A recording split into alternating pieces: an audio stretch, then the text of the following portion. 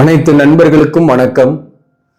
உங்கள் ஆஸ்ட்ரோ பழனிசுவாமிகள் பேசுகிறேன். இந்த காணொளியில கடகம் ராசி அல்லது கடகம் லக்னத்தில் பிறந்தவர்களுக்கு தீராத காதலும் மோகமும் என்ற தலைப்புல கடகம் ராசி அல்லது கடகம் லக்னத்தில் பிறந்தவர்களுடைய காதல் வாழ்க்கை, தாம்பத்திய வாழ்க்கை, எந்த ராசிக்காரர்களுடன் இவர்களுக்கு காதல் ஏற்படும் என்பதை பற்றி எல்லாம் பொது பலனாக பார்க்கலாம். இந்த கடகம் என்பது காலபுருஷ தத்துவத்தின் 4ஆம் பாவகம். சந்திரன் தான் இந்த வீட்டின் அதிபதி. இந்த சந்திரன் மனோகாரகன், மாத்ருக்காரகன், வளரும் தேயும், வளர்பிறை தேய்பிறை இருக்கிறதுனால கடக லக்னத்தில் பிறந்தவர்களாக இருக்கட்டும், கடக ராசியில பிறந்தவர்களாக இருக்கட்டும், எதையும் வெளிப்படையாகவும் பேசுவாங்க. அதே போல ஒரு 15 நாள் சந்தோஷமா இருக்கிறாங்கன்னா ஒரு 15 நாள் சேடா இருப்பாங்க. என்ன அலைகள் அதிகமாகவே இருக்கும். ஒரு உணர்ச்சி வசப்படக்கூடியவர்களாகவும் இருப்பாங்க. எல்லாரையும் அரவணைத்து போகக்கூடியவர்களாக இருப்பாங்க. தாய்ப்பாசம் உள்ளவர்களாகவும் இருப்பாங்க. தாய் மேல அதிக பற்று உள்ளவர்களாகவும் இருப்பாங்க. அதே சமயத்துல இவர்களுக்கு தந்தையுடன் கொஞ்சம் கருத்து வேறுபாடுகள் சில பேருக்கு இருக்கும். அல்லது தந்தையை பிரிந்து இருப்பார்கள். தந்தையை பிரிந்த பின்பு இவர்களுடைய வாழ்க்கை சற்று முன்னேற்றங்களை கூட சில பேருக்கு காணும். இந்த கடகம் ராசியில புனர்பூசம் நட்சத்திரம் 4ஆம் பாதம், பூசம் நட்சத்திரம் 4 பாதங்கள், ஆயில்யம் நட்சத்திரம் 4 பாதங்கள் இருக்கு. இந்த கடகம் ராசி அல்லது கடக லக்னத்தில் பிறந்தவர்களுக்கு தீராத காதலும் மோகமும் இருந்துகிட்டே தான் இருக்கும். அதுவும் முதல் பகுதியில சற்று இது அதிகமாகவே இருக்கும். வாழ்க்கையோட முதல் பகுதியில ஒரு பருவ வயதிலிருந்து அப் டு ஒரு 36 வயது வரை, ஈவன் 40 வயசு வரலுமே கூட இவர்கள் இதை நோக்கி போகக்கூடிய சூழ்நிலை, இதை தேடக்கூடிய வாய்ப்புகள் மிக அதிகம். லேட் ஆகும், மேரேஜ் லேட் ஆகும், அல்லது அது தாம்பத்திய வாழ்க்கையில மகிழ்ச்சி இல்லாத சூழ்நிலைகள் அமையும். அது கிடைக்கிறதுல சில போராட்டங்கள் இருக்கும். பொதுவாகவே இவர்களுக்கு தாம்பத்திய சுகமும் சரி அல்லது காதல் உணர்வுகளும் சற்று அதிகம்தான். ஆனாலும் இவர்களுக்கு அந்த வாய்ப்புகள் என்பது கிடைப்பதில்லை. இந்த லக்னத்துக்கு 12ஆம் பாவகம் என்பது மிதுனம். மிதுனம் என்பது புதனோட ஆட்சி வீடு. புதன் அப்போ ஜெனரலா இவங்களுக்கு நண்பர்கள் நிறைய பேர் இருப்பாங்க. எதிர்பாலினரை வசீகரிக்கக்கூடிய கண்கள் இருக்கும். எதிர்பாலினரை வசீகரிக்கக்கூடிய பேச்சு இருக்கும். அதன் மூலம் எதிர்பாலினுடைய அப்ரோச்சஸ் எல்லாம் வரும், காதல் வரும். இந்த பருவ வயதுல காதல் வயப்படக்கூடியவர்களாகவும் இருப்பாங்க. அந்த காதல் சக்சஸ் ஆகுதா அப்படின்னாக்க சக்சஸ் ஆகிறதுக்கு வாய்ப்புகளும் உண்டு. அதாவது பூசம் நட்சத்திரத்தில் பிறந்தவர்களும் சரி, ஆயில்யம் நட்சத்திரத்தில் பிறந்தவர்களுக்கும் வாய்ப்புகள் அதிகம். புனர்பூசம் நட்சத்திரத்தில் பிறந்தவர்களுக்குமே வாய்ப்புகள் உண்டு. ஆனாலும் இது ஒரு பொது பலனா தான் சொல்றேன். உங்களுடைய சுய ஜாதகமும் அதுக்கு ஒரு முக்கிய ரோல் பிளே பண்ணுதுன்னு வச்சுங்களேன்.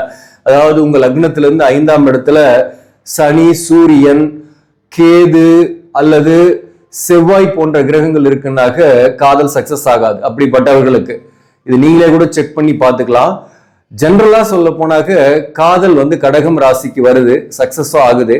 ஆனா அந்த காதல் வாழ்க்கைக்கு அப்புறம் ஒரு திருமணம் பண்ணிட்ட பின்னாடி தாம்பத்திய வாழ்க்கையில மகிழ்ச்சியாக இருக்கிறாங்களான்னா இல்ல, அல்லது ஏதோ ஒரு வகையில பிரிந்து இருக்கிறது, ஏதோ ஒரு வகையில கருத்து வேறுபாடோடு இருக்கிறது, ஏதோ ஒரு வகையில திருமணம் ஆன உடனே கூட சில பேருக்குலாம் பாத்தீங்கன்னா சண்டை சச்சரவு சரியான பொருத்தம் இல்லாதவர்களுக்கு சொல்றேன், சண்டை சச்சரவு பிரிந்து விடக்கூடிய சூழ்நிலை எல்லாம் நிறைய பேருக்கு ஏற்படுது. இது அதிகமா யாருக்கு ஏற்படுதுன்னா பூசம் நட்சத்திரத்தில் பிறந்தவர்களுக்கு மேரேஜ் ஆகி 1 வருஷம் 2 வருஷத்துக்குள்ளேயே கூட பாத்தீங்கன்னா சண்டை சச்சரவு பிரிந்து தனித்து இருக்கிறது, அல்லது ஒரே வீட்டுல இருந்தா கூட தனித்தனியாக தூங்குறது, இந்த மாதிரி ஒரு டைவர்ஷன் இருந்துகிட்டே இருக்கும். அதுவும் கடந்த காலத்துல அஷ்டமத்து சனி நடந்ததுனால பூசம் நட்சத்திரத்தில் பிறந்தவர்களுக்கும் சரி, ஆயில்யம் நட்சத்திரம் அல்லது புனர்பூசம் நட்சத்திரத்தில் பிறந்தவர்களுக்குமே இப்ப கூட சில பேருக்கு நெருங்கி பழகிய உறவுகளை இழந்து அல்லது பிரிந்து தனித்து இருக்கக்கூடிய சூழ்நிலைகள் இருக்கும். என்ன காரணம் அப்படின்னாக்க இந்த மேரேஜ் மேட்சிங் தான். மேரேஜ் மேட்சிங் சரியா பண்ணாதவர்களுக்கு தான் இந்த நிலைமை. சரி, மேரேஜ் மேட்சிங்கே பண்ணிட்டா கூட ஒன்றும் பிரச்சனை இல்லையான்னாக்க இந்த அஷ்டமத்து சனி காலகட்டத்தில் அவங்களுக்கு ஒரு தொழில் காரணமாக பிரிந்திருப்பாங்க, தனித்திருக்கக்கூடிய சூழ்நிலைகள்லாம் ஏற்பட்டிருக்கும். ஒரே குடும்பத்திலேயே ஒரே வீட்டுல இருந்தா கூட சண்டை சச்சரவுகள்லாம் வந்திருக்கும் அஷ்டமத்து சனி நடக்கக்கூடிய காலகட்டத்துல. ஆனா பிரிந்திருக்க மாட்டாங்க. மேரேஜ் மேட்சிங் சரியில்லை, பொருத்தம் இல்லை, பொருத்தம் இல்லாத ஒருத்தரோட இணைந்து வாழ முடியுமா? அப்போ இந்த மாதிரி கெட்ட நேரம் வரும்போது பிரிந்து விடக்கூடிய சூழ்நிலை ஏற்படுத்தும். இப்போ ஒருத்தருடைய ஜாதகத்துல தாரதோஷமோ கலசர தோஷமோ இருக்கு, அல்லது இன்னொருத்தருக்குமே இருக்கு அப்படின்னா கூட அந்த ஜாதகத்தை இணைக்கும் போது அவர்களுக்கு இருதாரம் ஏற்படணும்ன்ற விதி இருக்கும் போது என்ன பண்ணுவாங்க, அதை நோக்கிதான் வாழ்க்கை மூவ் ஆகும். அப்போ 2 பேருக்குமே தசாபுக்தியும் சரியில்லை, கணவன் மனைவி இருவருக்கும் தசாபுக்தி சரியில்லை, நடப்பு தசாபுக்தி, கோச்சாரத்திலும் அஷ்டமத்து சனி நடக்குதுன்னா பிரிவுகளை ஏற்படுத்தி இருக்கும். பலனா சொல்லும் போது கடகம் ராசியில பிறந்தவர்களுக்கு முதல் வாழ்க்கை பகுதியில் ஒரு 40 வயது வரை அவர்கள் தேடிய அன்பும் தேடிய காதலும் தேடிய மோகமும் சரியாக கிடைப்பதில்லை என்றுதான் சொல்ல முடியும். கண்ணாமூச்சி ஆடிக்கிட்டே இருக்கிற மாதிரி தான் இருக்கும் முதல் பகுதி வாழ்க்கையில. சரி, இவங்களுக்கு எந்த ராசியோடு காதல் வந்தாக சிறப்பாக இருக்கும் அல்லது எந்த ராசியோடு காதல் வரும் வாய்ப்புகள் உண்டு? கடகம் ராசியில பிறந்தவங்களுக்கு பொதுவாகவே கன்னி ராசியோட ஒரு ஈர்ப்பு இருக்கும், கன்னி ராசியோட இவங்களுக்கு காதல் வரும். அதே போல விருச்சிக ராசியோடையும் இவர்களுக்கு காதல் வரும்.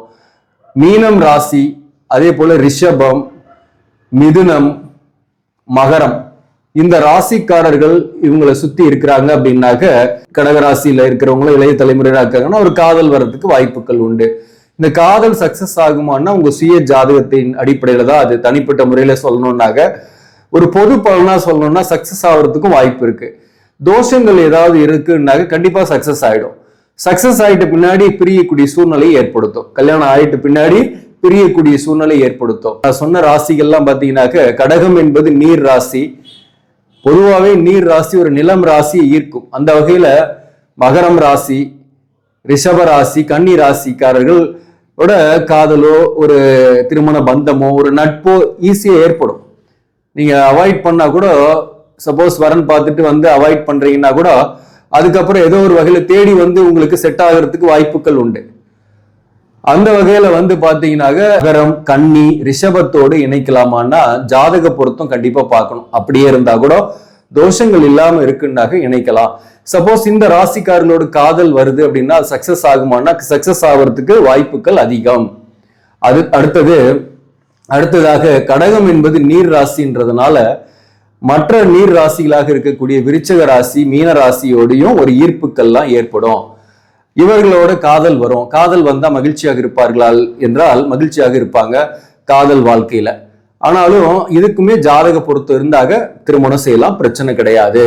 சரி, கடகமும் மகரமும் திருமணம் செய்யலாமா?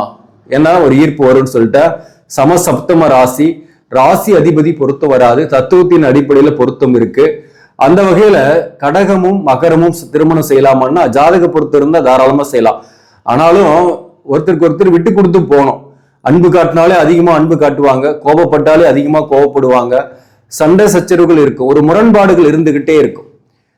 கடகராசிக்காரங்க ஃபாஸ்டா செயல்படணும்னு விரும்புவாங்க, மகர ராசிக்காரங்க எதையும் ஆய்ந்து அறிந்து பொறுமையா செயல்படணும்னு விரும்புவாங்க. அப்போ ஒரு கிளாஷ் இருந்துகிட்டே இருக்கும். அந்த கிளாஸை சகித்து கொள்ள முடியும், பொறுமையா இருக்க முடியும்னா தாராளமா செய்யலாம், மேரேஜ் பண்ணிக்கலாம், நல்லாவே இருக்கும் லைஃப். அதாவது கட்ட பொருத்தம் இருந்தா சொல்றேன் நான். இப்ப எதைதான் தவிர்க்கிறது கடகராசின்னாக்க கும்பராசியை தவிர்க்கிறது நல்லது. கும்பம் என்பது காற்று ராசி. இந்த காற்று ராசியுடன் காதல் வருதுன்னா கூட அந்த காதல்ல பிரேக்கப் ஆகும். அப்படி இல்லைன்னா கல்யாணமே ஆயிடுதுன்னா கூட கல்யாண வாழ்க்கையில பிரச்சனையாவே இருக்கும். கட்ட பொருத்தம் இல்லைனாக்க அது பிரிந்து விடக்கூடிய சூழ்நிலை கூட இருக்கும். அதே போலதான் மிதுன ராசியும் ஒரு காற்று ராசி. காற்று ராசியை தவிர்க்கிறது நல்லது. மிதுனத்தோட கடகத்தை இணைக்கும் போதும் ராசி அதிபதி பொருத்தமும் வராது.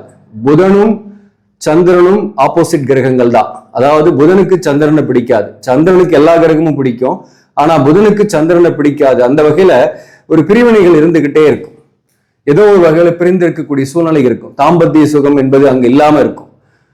மிதுனமும் கடகமும் சேர்க்கும் போது சிம்மமும் கடகமும் சேர்த்தலாமா அப்படின்ற கேள்வி அடுத்தது. சிம்மமும் கடகமும் சேர்த்தும் போதும் பாத்தீங்கன்னா இது ஒரு சஷ்டகமா வருது. ஆனா ராசி அதிபதி வகையில பொருத்தம் இருக்கு, ஆனா தத்துவத்தின் அடிப்படையில பொருத்தம் இல்லை. சிம்மம் நெருப்பு ராசி, கடகம் நீர் ராசி. அப்போ ஒரு ஈகோ கிளாஷ் இருக்கும்.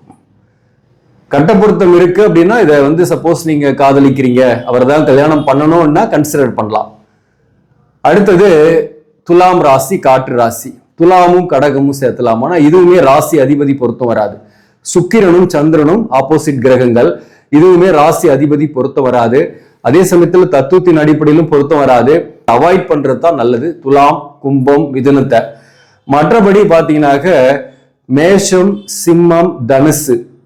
அதுல தனுசு சஷ்டகமா வரும். ராசி அதிபதி பொருத்தங்கள் வந்தாலும் சசசகமா வர்றதுனால கலசர தோஷம் தாரதோஷம் இல்ல, காதலிச்சிட்டோம் இவங்களோட தானே சேர்ந்தாகணும்னா அதை கன்சிடர் பண்ணலாம். மேஷம் சிம்மத்தை வந்து ஆவரேஜான பொருத்தம் வரும், அதை கன்சிடர் பண்ணலாம். பட் ஆனா கட்ட பொருத்தத்துல தோஷங்கள் இல்லாம இருந்தாக கன்சிடர் பண்ணலாம். இப்படி வந்து பாத்தீங்கன்னா ஜென்ரலா இதெல்லாம் சொல்றேன் நான். எல்லாத்துக்குமே எல்லா ராசியா இருந்தாலையும் நீங்க திருமண பொருத்தம் என்பது சரியாக பார்த்தால் மட்டுமே திருமண வாழ்க்கையில வரக்கூடிய பிரச்சனைகளை நாம சமாளிக்க முடியும், அல்லது பிரச்சனை இல்லாம தப்பிக்க முடியும். இந்த தாம்பத்திய சுகம் எப்படி கிடைக்கும் அப்படின்றது பொதுவாகவே பார்க்கணும். ஏன்னா ஒருத்தருக்கு வந்து ஒரு திருமண பந்தத்துல தாம்பத்திய வாழ்க்கை சரியில்லாம தான் நிறைய பிரிவுகள் வர்றதே. அந்த வகையில கடக லக்னமாக இருக்கீங்கன்னாக்க லக்னத்துக்கு 12ல என்ன கிரகம் இருக்குன்னு பாருங்க. உங்க ஜாதகத்திலே சூரியன் இருக்குன்னு வச்சுங்க, லக்னத்துக்கு 12ல திருமணமும் லேட் ஆகும், திருமண வாழ்க்கைக்கு பிறகும் தனித்திருக்கக்கூடிய சூழ்நிலை ஏற்படும், சரியாக தாம்பத்திய சுகம் கிடைக்காது. அப்போ நமக்கு வரக்கூடிய வரன் வருதுன்னாக்க அதுல ரொம்ப கீனா ரிசர்ச் பண்ணி நம்ம சேர்த்தணும். இல்லைனாக்க நம்ம விதியை நம்ம அனுபவிச்சுதான் ஆகணுன்ற மாதிரியான சூழ்நிலை ஏற்பட்டுடும். ஏன்னா உங்களுக்கு 12ல வந்து சூரியன் இருக்கு அல்லது சனி இருக்குன்னா தனித்து இருக்கக்கூடிய சூழ்நிலை ஏற்படுத்தும். ஈவன் கேதுவே அங்க இருந்தா கூட சொல்றேன், 12ஆம் பாவகத்துல கேது, சனி, சூரியன், செவ்வாய் போன்ற கிரகங்கள் இருக்கு அப்படின்னாக்க சரியாக தாம்பத்திய சுகம் கிடைக்காத சூழ்நிலையில இருக்க போற விதி இருக்குன்னு அர்த்தம். அப்ப அதற்கு நம்ம எந்த மாதிரியான இணைவுகளை சேர்த்தணும்னா, நம்ம பொருத்தம் பார்க்கும்போது வரக்கூடிய வரனுக்கும் லக்னத்துக்கு 12ல எந்த கிரகமும் இல்லாம இருக்கணும், காலியா இருக்கிறது நல்லது.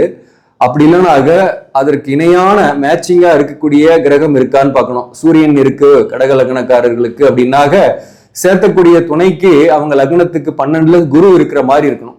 அந்த மாதிரி ஒரு மேட்சிங் வந்து பார்க்கணும். பொதுவாகவே 12ஆம் பாவகத்தில் இந்த பாவ கிரகம் இருக்குன்னா வாழ்க்கையில ஒரு சர்டன் ஸ்டேஜில் தனித்து இருக்கிறது, திருமண பந்தத்துல பெரிய அளவுக்கு மகிழ்ச்சி இல்லாம இருக்கிறது போன்றவையெல்லாம் ஏற்படும். இதற்கு அயன சயன ஸ்தானம் என்று சொல்லப்படக்கூடிய 12ஆம் பாவகத்தை பார்க்கணும்.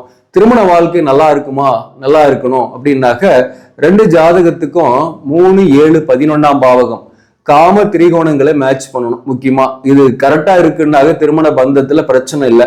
பேசிக்கலா நான் சொல்ல வர்ற விஷயம் என்னன்னாக்க தாம்பத்திய வாழ்க்கை சிறப்பாக இருந்தாக திருமண வாழ்க்கையும் சிறப்பாக இருக்கும். அதுதான் பேசிக்கான விஷயம். அந்த வசியும் குறையாம இருக்கிறதுக்காக தான் நம்ம வந்து ஜாதக பொருத்தம் பார்க்கறது. இந்த கடக ராசி அல்லது கடக லக்னத்தில் பிறந்தவர்களுக்கு பொது பலனா சொல்லணும்னாக்க முதல் பகுதியில அவங்க தீராத காதலும் மோகமும் இருந்து தேடினாலையும் பிற்பகுதி வாழ்க்கையில அதாவது 40 வயதுக்கு மேல ஓரளவுக்கு அவங்க செட்டில் ஆயிடுறாங்க. தன்னுடைய பிள்ளைகளுக்காக வாழ ஆரம்பிக்கிறாங்க. பிள்ளைகள் தன்னுடைய வாழ்க்கை துணைவருக்காக விட்டு கொடுத்து நிறைய காம்ப்ரமைஸ் பண்ணிட்டு போகக்கூடியவர்களாகவும் ஆயிடுறாங்க. அந்த வகையில பாத்தீங்கன்னாக்க பிற்பகுதி வாழ்க்கையில பெரும்பாலானோருக்கு அந்த தாம்பத்திய வாழ்க்கையில மகிழ்ச்சியாக இருக்கிறது, காதல் வாழ்க்கையில மகிழ்ச்சியாக இருக்கிறது போன்றவெல்லாம் ஏற்படுது. அவங்களுக்கு அந்த மகிழ்ச்சி என்பது தீராத காதலும் மோகமும் என்பது தீரக்கூடியதாக இருக்கு பிற்பகுதி வாழ்க்கையில. ஆக நண்பர்களே, இந்த பதிவு உங்களுக்கு பிடிச்சிருந்தாக லைக் பண்ணுங்க, இதை மற்றவர்களுக்கும் ஷேர் பண்ணுங்க. இன்னும் நம்ம சேனலை சப்ஸ்கிரைப் பண்ணாம பாக்குறவங்க சப்ஸ்கிரைப் பண்ணி கண்டினியூ பண்ணுங்க. இதன் மூலம் உங்களுக்கு ஒரு சரியான ஜோதிட தகவல்களும் ஆன்மீக தகவல்களும் கிடைக்கும். நன்றி, வணக்கம்.